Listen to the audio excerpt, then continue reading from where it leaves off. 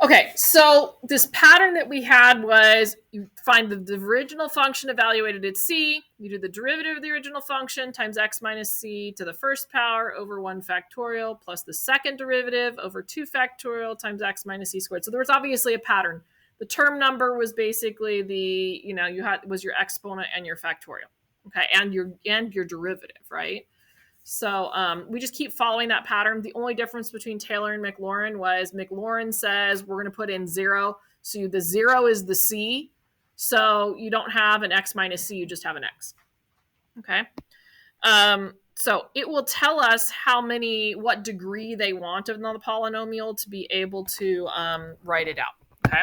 So example 3, writing Taylor polynomials using information in a table of values. This would be like the dream problem because you don't have to do any derivatives, right? They gave it all to you. I guarantee it might be a multiple choice, but probably won't be a free response. We won't get that lucky, I don't think. So a function f of x is differentiable for all orders of n and has the following derivative values when x equals 1. So that right there, it is your c value, right? And it repeats it again at underneath the table. So we've got all those derivative values. They went up to third degree. It asks us to find the third degree Taylor polynomial for f of x centered at x equals c. And they were nice enough to give this to you. They won't be on the AP test. Okay, it won't be there. You have to know it. All right, so we're just gonna crank through the third degree. So p sub 3 of x equals. So I need to figure out f of 1, right? And I'm not going to bother writing this thing out. Really, it has 1s in all of those places, right? If I was going to cheat on that a little bit, okay? Anytime there's a c, there's a 1. All right, so f of 1 is equal to what number? Look at your table. 2, right? We're reading it right off the table. F of 1 is 2. It looks like a negative 2 the way I circled things. So f of 1 is 2. So I'm just going to write 2 plus. All right, I got to do the derivative. So the derivative at 1 is what? Negative 3 over 1 factorial times x minus 1 to the first. That's because, and the minus 1 comes from where it is centered. Okay, and I have to keep going until this exponent here is the third power because it said degree 3. Plus, what's my value at my second derivative at 1? 1 over 2 factorial times x minus 1 to the what power? 2. Good. Plus, all right, what is the value of my third derivative at 1? Negative 6 over what? 3 factorial times x minus 1 to the third. Now, that's okay. And if it was free response, I absolutely would not simplify that anymore. You've communicated to the grader, you know what you're doing. Okay. However, if it's multiple choice, that's not likely what you would see as your answer. Pause this thing here. Okay. So let's go ahead and do the simplifying just as for practice to make sure we understand that part. So we've got 2 plus, what's 1 factorial? 1. Actually, I don't want to do plus, do I? Can I just do minus 3? Yeah, so it looks like it's an alternating of some kind. So 3x minus 1. What is 2 factorial equal to when we evaluate it? 2, right? It's 2 times 1. So 1 over 2x minus 1 squared. What's 3 factorial equal to? That's equal to 6. What's going to happen with these guys? They're going to cancel. So I've got minus parentheses x minus 1 cubed. Done. That's my third degree Taylor polynomial. They would not like FOIL those out and expand those and distribute in. That's not what they're testing you on, right? That's algebra 2, even algebra 1, not calculus. Okay. All right. So the next thing I want you to do once you've got that written is I'm going to find the extra examples. Okay. And those of you that are paper people, I have some extra examples. Literally all I did was I just pulled 2 Delta math problems because that's what I gave you the assignment in. So it's not fancy at all today. It's literally copied and pasted from Delta Math.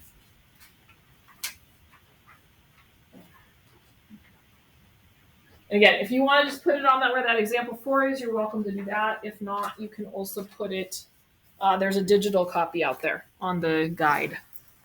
The unit guide. Why is this thing still? I'm just going to close it. Okay.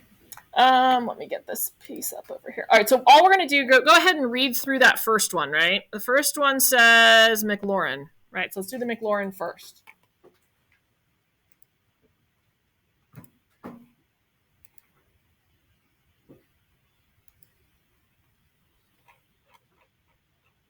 All right, you ready? So we're going to have to create our own derivatives is the idea. And the ones that are in Delta Math are a little bit more complicated. Eventually, we're going to have some shortcuts, but we're not ready for that yet. You need to understand that polynomial and make sure you can do this polynomial without the shortcut, okay? Because there might be times when you can't use it, okay? Or you forgot it. You don't have the shortcut memorized, right? And you have to be able to create this. So we got to have practice with that. All right, so there's a couple things we need to know about it. What degree is it? 4th degree. So that means I'm going to need 4 derivatives. Okay, that's the number of derivatives you're going to need. And then when it's Maclaurin, what's the C value? It's equal to 0. So I know Maclaurin, and that's kind of most of us want to jump for joy when we see Maclaurin, okay? Because we know it's 0. 0 is easier to work with than any other number, okay? Unless you're dividing by it, right? Okay, so I'm going to go ahead and set up my little table of values over here. So this is my f and its derivatives. And this is going to be when c is equal to 0. I'm going to evaluate it. Actually, I should just say, c is equal to 0. It doesn't matter.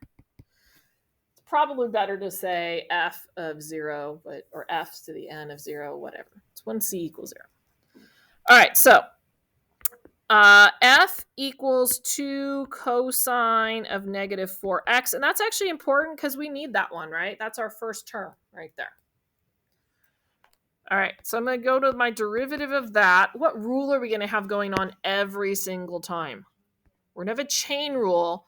The chain rule is not going to be any different every time, though, is it? What's the derivative of that inside? Yeah, we used u prime, right? So our derivative of our inside is going to be negative 4 every time. So we're going to have to multiply every single derivative by negative 4. Okay, so negative 4. Actually, I'm going to do it in my head. Okay, so let's see. We have negative 4 times 2 is what? Negative 8. What's the derivative of cosine? Negative sine. So we've got negative sine of 4x. I leave the inside alone, right? That's how I took care of that inner function with my chain rule. What's going to happen with that double negative? Good. Okay. Let's go f double prime. All right, so I already know I'm going to have to take that 8 and I'm going to have to multiply it by negative 4 for the chain rule. So what's 8 times negative 4? Good. Derivative sine. Cosine, leave the inside alone.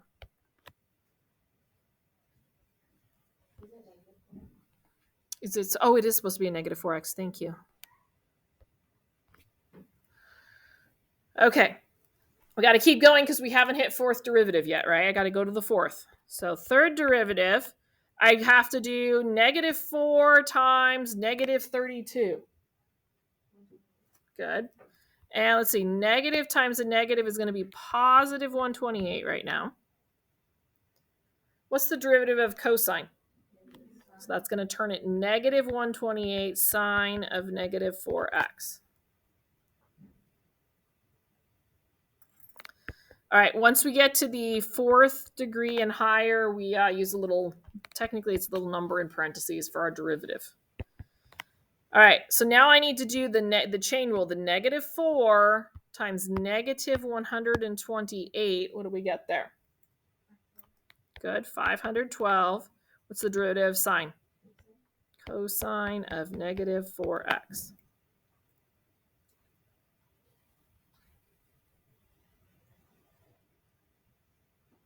Sine and cosine are very popular because they're really easy to multiply when you have to do this by hand, right? Especially when we're putting in zeros. Okay, so I'm going to try to evaluate these at 0. So I've got 2 cosine of 0. Let's get out our good old unit circle. What's the cosine of 0? 1. So 2 times 1 is 2. All right, I've got 8 times the sine, and negative 4x times 0 is 0. So what's the sine of 0? 0. So 8 times 0 is going to be 0. Good.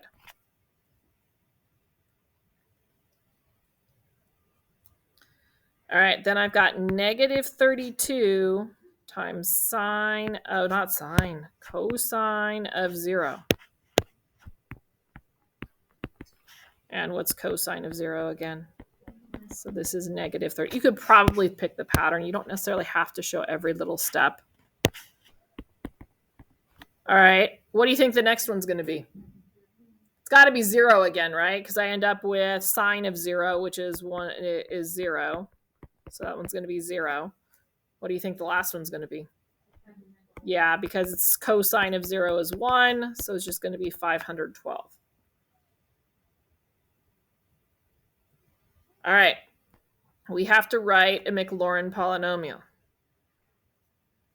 Okay, so I am going to start with the function evaluated at our C value, which is equal to 2. I'm going to cheat and write it over here in the little spot they gave me. Okay.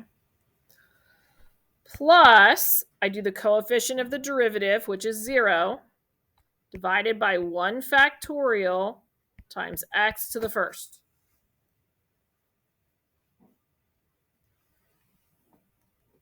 All right, then I'm going to do plus, what's my next coefficient going to be?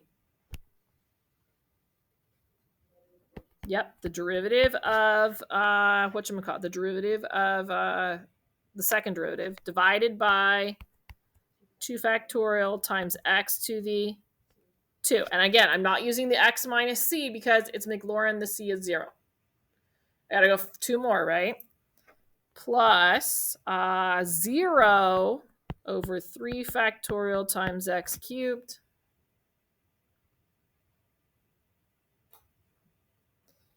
plus 512 over what? What's going to be my factorial this time? 4 factorial times x to the 4th. All right. In Delta Math, it's going to act more of multiple choice than for your response. You have to simplify it to get it in there to get the right answer. Okay. So I can't leave it like that. So I would go 2. This zeroes out and that zeroes out, right? What's 2 factorial?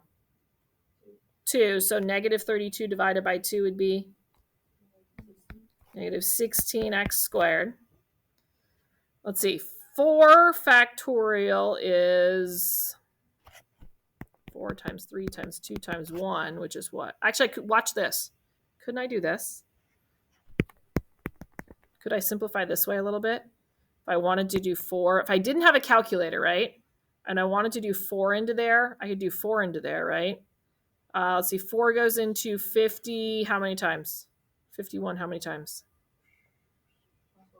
12. Oh, yeah, it goes into here once, 1 left over, right? So it would go into there, is it 12 or 11? 12, okay.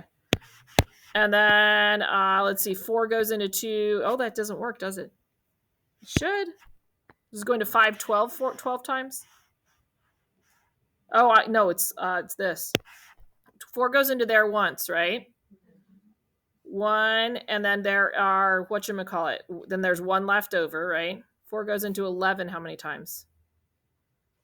Twice, with how many left over? 3. 4 goes into 32 8 times. We got to remember our basic arithmetic rules, right? Okay. I could put 2 in now, right? This is way doing this like no calculator. We've got to just power through it, right? 2 goes into here how many times? 64. 3, does 3 go into 64? No. So, but look, I've got the fraction reduced, right? So plus 64 over 3x to the 4th. That's what we would be looking to put into Delta Math. Now, you don't have to do this by hand. It's good for us to remember that, right? But you can use Desmos or your graphing calculator to simplify the fraction for you if you want. Okay, you have my permission. Okay, we're gonna do one more. That's a Taylor. Okay, so you've got one Maclaurin and one Taylor. Good example that is a little bit harder than what we had in the actual notes. All right, I just want you to read that one to yourself real quick.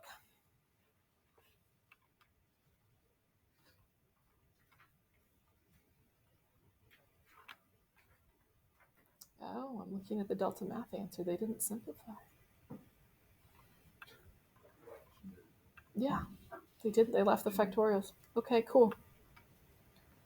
All right. How many derivatives are we gonna have to do? 3 derivatives, right? Third degree. And then this part here would be x minus -4, which is really like x plus 4 when we talk about the x plus c part or x minus c part, right? It looks like I've got a chain rule, but all of my chain rules, what's the derivative there? 1. So do I really need to worry about the chain rule? No. I am going to have some interesting derivatives though, because once I get beyond the first one, I'm now going to be doing negative exponents, right? Because I'm going to have a denominator after that. So I'm going to have to deal with that piece. All right. And I just looked on the delta math answer. We went way too far. Guess what they did? They left it in factorials. So you can leave it unsimplified in factorials. We'll do that on the next one. Okay. I assumed they would go all the way, but apparently I'm wrong. Okay. Let's do f and its derivatives. Okay, and then we need to evaluate when c is equal to -4 this time. All right, so my original function is negative natural log of x plus 5.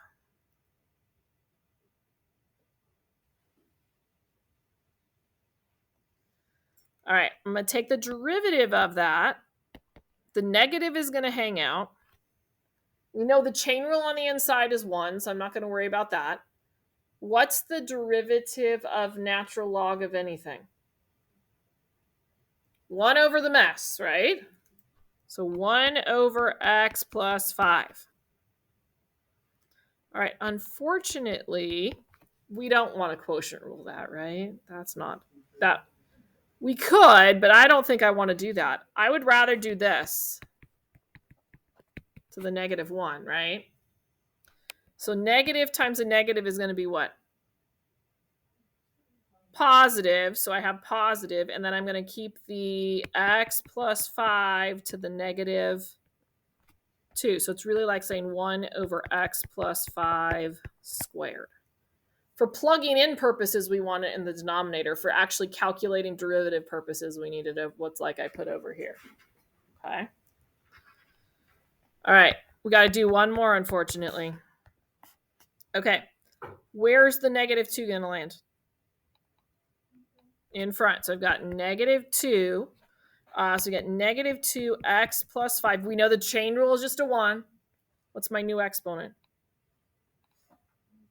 -3. So it's going to be over x plus 5 cubed.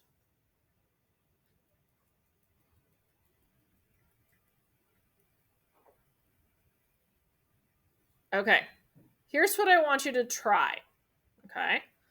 You're going to plug 4 into all of these. And yes, you should know what it is when you this answer should be obvious. We've done it a whole bunch of times. Okay.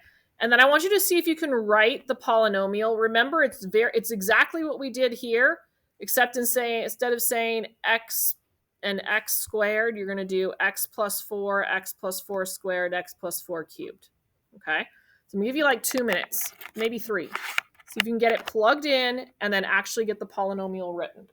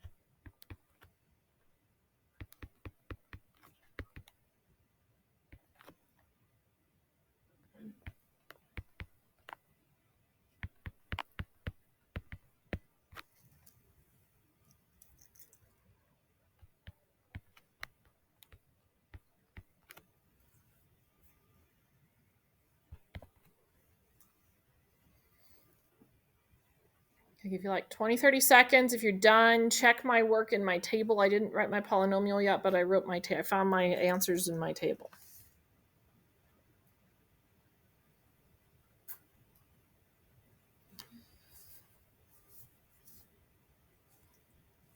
Okay, let's write. Are we okay? Everybody agree? All right, so I know my original value is going to be 0. I don't really need to type that in for my Taylor polynomial, right?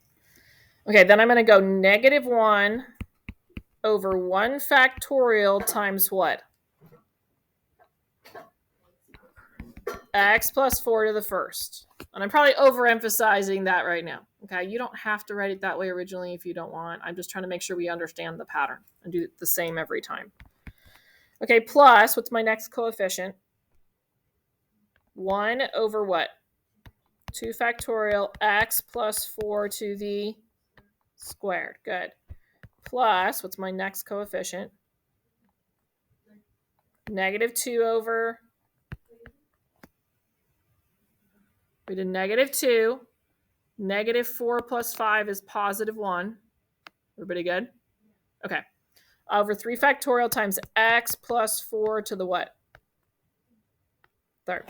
The only thing I would do is like drop the 1s off and drop the x off, or the 0 off. So I would just say that this is -x plus 4 plus 1 over 2 factorial times x plus 4 squared minus 2 over 3 factorial x plus 4 cubed. And I believe, I'm going to double check and see if that's what the Desmos answer, or not the Desmos, the Delta Math. Yeah, that's exactly what Delta Math has. Okay. So you don't have to go further. No guarantees that multiple choice AP will have that, but Delta Math does. Okay, I'm going to stop there today. That gives you like, I don't know, like 15-ish minutes, not quite 15 minutes. There is Delta Math out there. You might want to, before you exit the room, make sure you can do one of these beginning to end on your own.